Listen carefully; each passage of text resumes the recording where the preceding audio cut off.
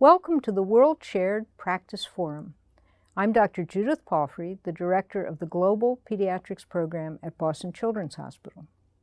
Our topic today is the treatment and prevention of diarrhea diseases in children. And we're very, very fortunate to have with us Dr. Chris Duggan.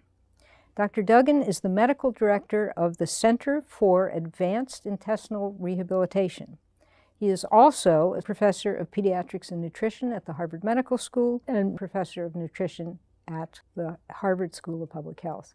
Chris, you've been doing work in diarrhea for an awful long time. How long have you been working on this? Well, diarrheal disease got me into the field of gastroenterology and nutrition, actually. As a medical student, I spent a very important time in my life working on an oral rehydration solution on the Apache Indian Reservation, and it really opened my eyes to the important role of diarrheal diseases and child health.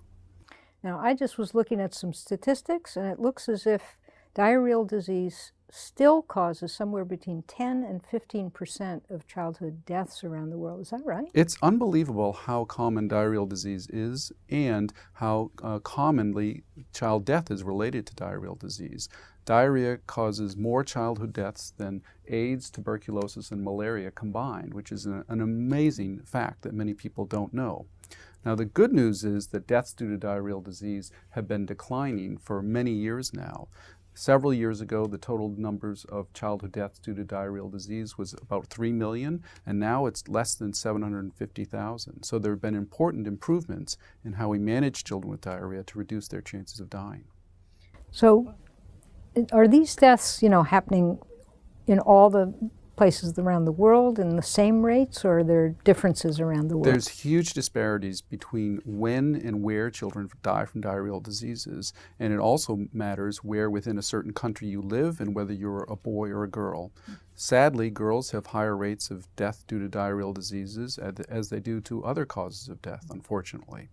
Interestingly, of all the causes of diarrheal diseases and childhood deaths, nearly 50% of all childhood deaths are in only 5 countries of the world: India, Nigeria, the Democratic Republic of Congo, Pakistan, and China. So, kids get diarrhea all the time. Why would you die of diarrhea?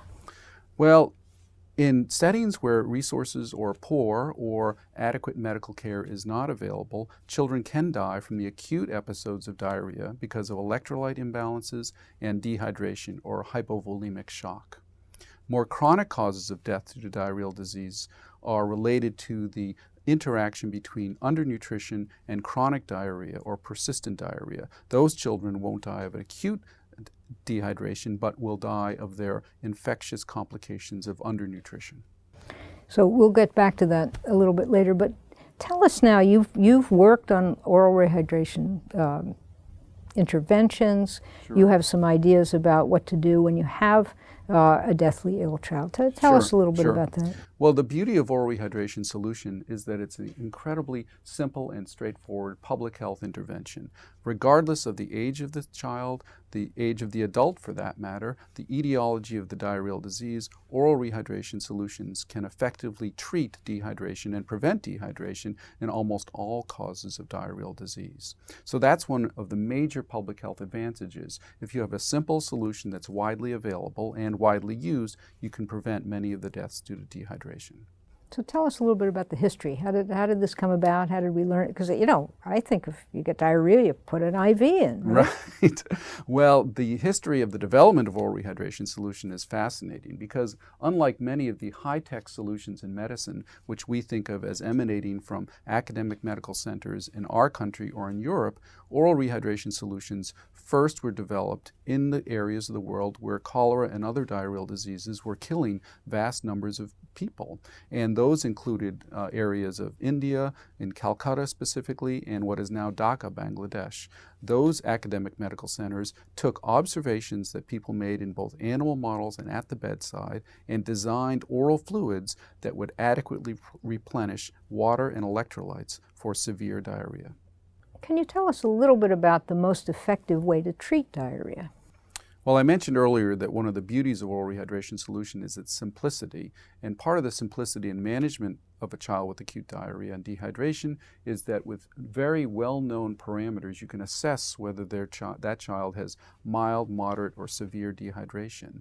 And depending on how severely dehydrated they are, that determines treatment options. So can you tell us a little bit more what treatment you would select for each of those? Sure. So children with mild to moderate dehydration can be always managed with oral rehydration solutions, and their symptoms of dehydration are very predictable. So a child with mild dehydration may only have an increased heart rate or mild mucosal dryness of the oral mucosa. A child with moderate dehydration may have a prolonged skin fold or perhaps some delayed capillary refill. And a child with severe dehydration will have altered mental status and lack of responsiveness. Those children are not candidates for immediate oral rehydration solution but need intravenous rehydration to treat hypovolemic shock. The next few slides will show in a time-elapsed fashion the successful management of a child who presented to a hospital I used to work at in Cairo, Egypt. And at the beginning of the morning, children would pour into this clinic, having traveled all night on buses and trains to be adequately treated for diarrhea and dehydration. And as you can see at 9 o'clock, this young infant has moderate dehydration. In other words, if you felt his mouth, it would be very dry, and you can see the top of his skull has a sunken fontanelle. His eyes are sunken as well. But with adequate rehydration, namely 5 milliliters of fluid that is provided every minute or so, this child will become increasingly rehydrated. You can see at 9:15, he's increasingly thirsty. At 10 o'clock, he looks much, much better. He's getting an adequate amount of oral rehydration solution. And by 12 noon, he's completely rehydrated and has successfully avoided the complications of dehydration due to diarrheal disease. And at 1 o'clock, he's back nursing on his mother's breast, which, as you know, human milk is the best form of infant nutrition, especially for children who are recovering from diarrhea. That's a pretty dramatic sequence. So I'd like to turn now to our colleagues around the world. Please remember to first state your city and country location. The question is this. Dr. Duggan has presented the mild, moderate, and then the severe categories. How are you all around the world making those distinctions? What are the parameters that you're using? Are you finding that looking at mild, moderate, and severe is helpful for you in your treatment decisions?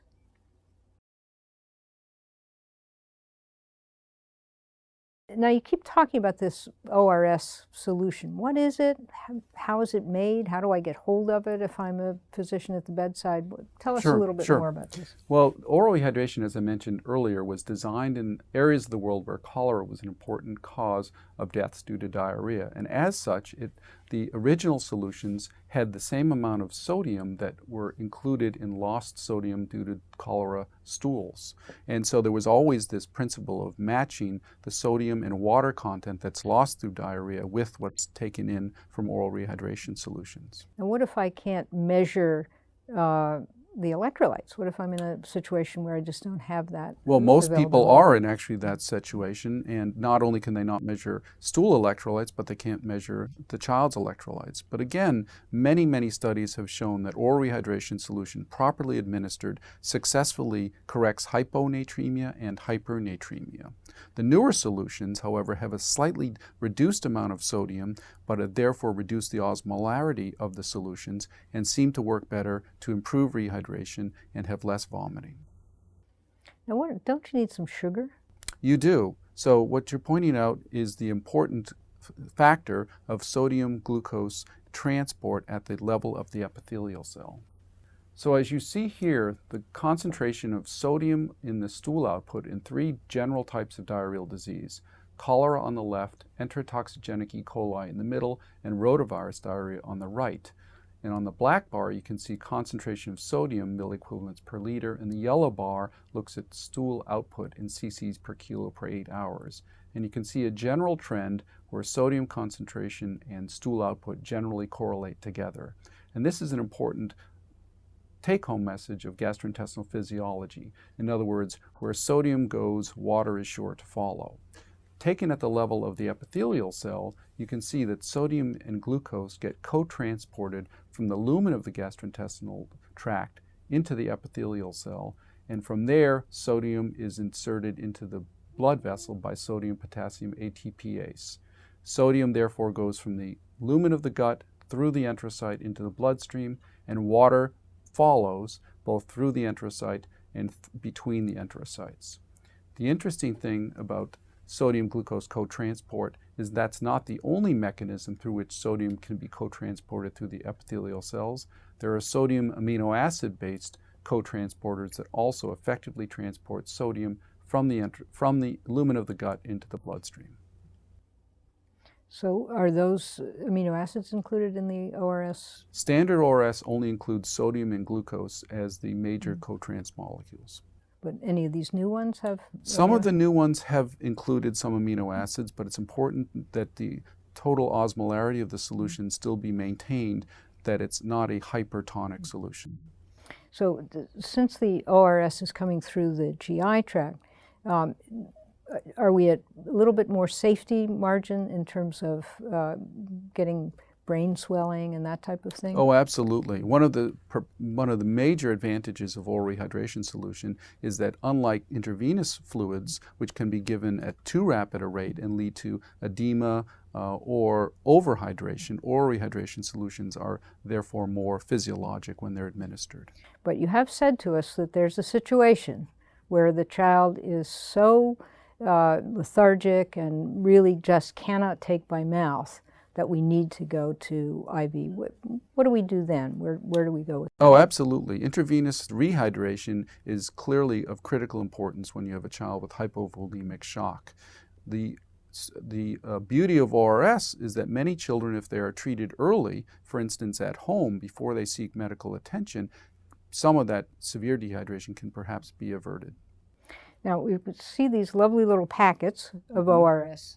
How do people get them? And in a minute, I'm going to ask our friends around the world about whether they have any issues of getting them. But could tell us a little bit about how a hospital prepares or a clinic prepares to have enough of the ORS solutions to be available if there is a cholera epidemic or there are problems? Sure. No, those are great questions. Oral rehydration salts are distributed in packets throughout most of the world's countries. And I've traveled to many different countries and found them in rural shops, urban shops, really wherever that there are people and there are pharmacies and even small village stores. They often carry these packets of oral rehydration salts. In hospitals or academic medical centers that take care of large number of patients, obviously they don't use the packets so much as pre-mixed solutions. So here at Boston Children's Hospital, we use a commercial product that's already mixed in a water form. So maybe if I can turn to our colleagues around the world, and again, please remember to state your city and country location. The question is this: are you able to get hold of the oral rehydration salts and the IV solutions that you need when children present with this range of diarrhea? Are there any situations where you're finding yourself constrained by a supply chain or difficulties getting the materials?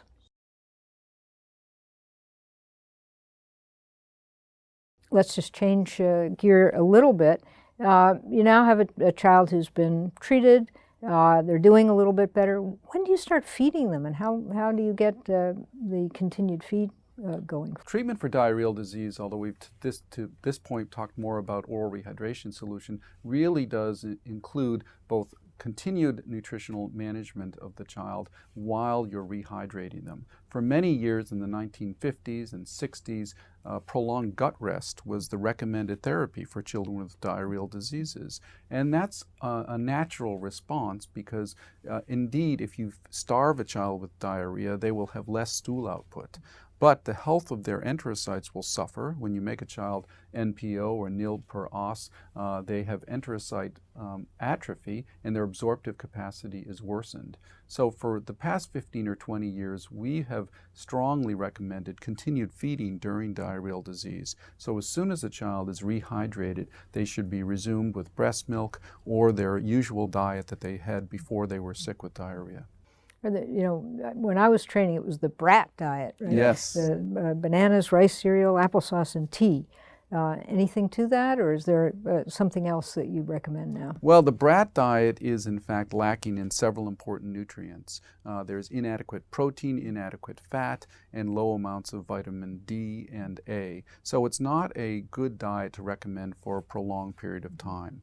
Having said that, diet modifications are common across many different cultures, and in fact, there are reasons to suggest that some of the foods in the BRAT diet might be helpful. Rice, for instance, might have some anti-secretory processes, and that's why rice-based oral rehydration solution is helpful in patients with cholera.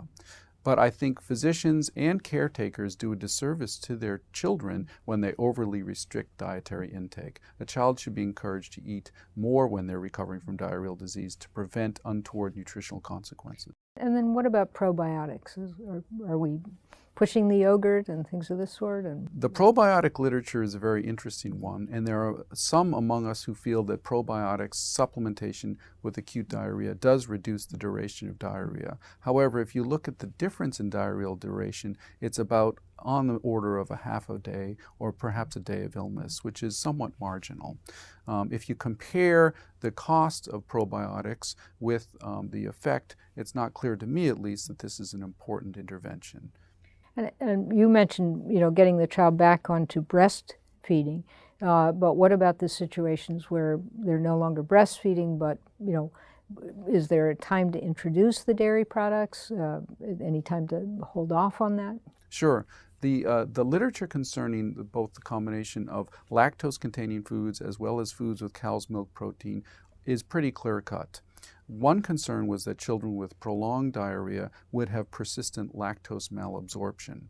But it turns out if you're a relatively well-nourished child, the degree of lactose malabsorption is relatively minor after an acute episode of diarrheal disease. So it is only in those children with a widespread enteropathy or severe undernutrition do we recommend lactose-free feedings after acute diarrhea. The issue of cow's milk protein has also been addressed because of the potential concern that an acute enteritis might somehow predispose a child to have an allergic response to cow's milk protein. But that does not seem to be the case either.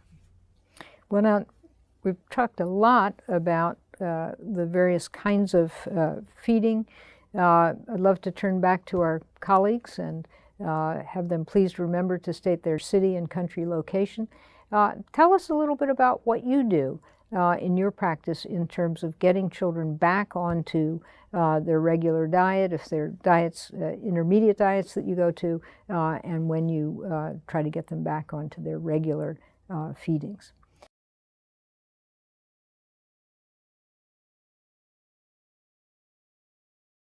So that's a little bit of a segue into something you seem to like to talk about. What is it from A to zinc? Well, A to zinc corresponds to two important micronutrients, and the literature from the 1990s and 80s really pointed out the critical nature of two important nutrients. Number one, vitamin A, and number two, the mineral zinc. So first off, for vitamin A, important studies performed by a number of colleagues in the 1980s suggested that vitamin A supplementation was an important way to reduce all-cause child mortality in areas of the world where vitamin A was a poor component of the diet. And to this day, intermittent high-dose administration of vitamin A every 6 months or so to children under age 2 has reduced deaths due to a variety of infectious illnesses. So that's an important child survival story that has been told. Certainly deaths due to diarrheal disease have been prevented by widespread high-dose vitamin A supplementation as well. How's that working? Where's it working? Well, there are some countries that have rolled it out quite well, and they've shown impressive changes. However, as the decades have passed on, there is a school of thought that suggests as diets have become more diverse, they've questioned the role of whether high-dose vitamin A supplementation is still an important component. And those are middle-income countries, such as several countries in South America. Countries in sub-Saharan Africa, South Asia, still, I think, show good evidence that intermittent, periodic high-dose vitamin A supplementation is important. So the mechanism of the vitamin A action, what is that?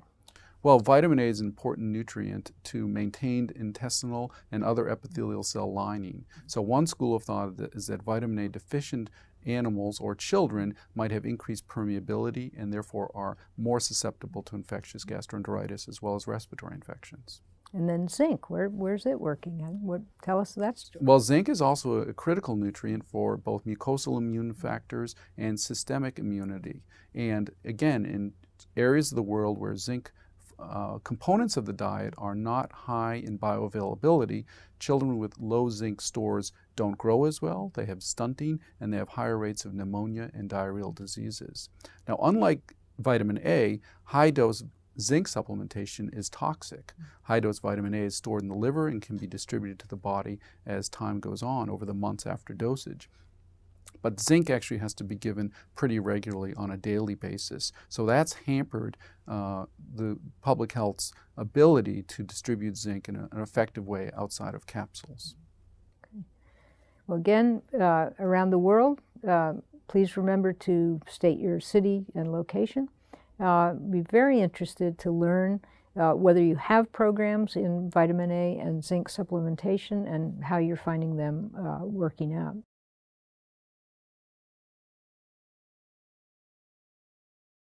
So we've talked about treatment. We've talked a little bit about prevention. Are there other preventive things that you'd like for the group to know? Sure. There are a number of important and new areas of diarrheal prevention, and they include obviously some of the important virus and bacterial vaccines that are being distributed. So for instance, in the United States, it's routine for children to receive the rotavirus vaccine. That vaccine is now increasingly being used in a number of countries in sub-Saharan Africa and South Asia to reduce the burden of diarrheal disease. So that's certainly an exciting innovation that will come out as that vaccine is implemented more widely. There are vaccines on the horizon against other forms of enteropathogenic and enterotoxigenic E. coli infections that also contribute to the global burden of diarrheal diseases.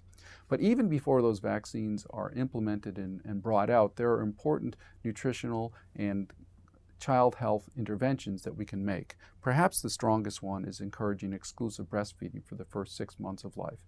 For many years, the World Health Organization and other policy-making bodies have suggested that is the most important nutritional component of early childhood development. So exclusive breastfeeding and delaying the onset of complementary foods until 6 months of age is an important component to reduce the burden of diarrheal disease. Hand washing is important. Toilets are important. Safe disposal of wastes is an important component of reducing the burden of diarrheal disease.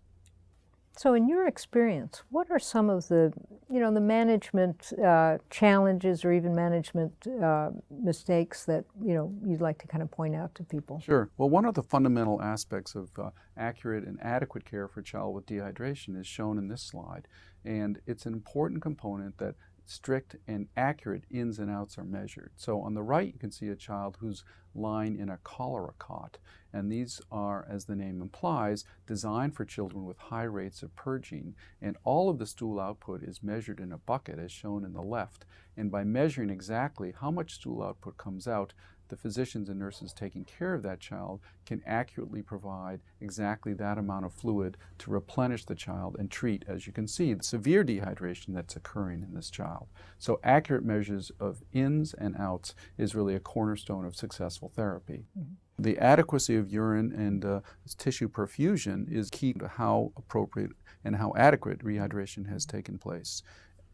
Non-sensible losses can be estimated, as you know, but a part of the management has to be ins and outs, so all of the outputs and all of the inputs. The second cornerstone is continued feeding to provide adequate nutritional support to a child who is recovering from acute diarrhea.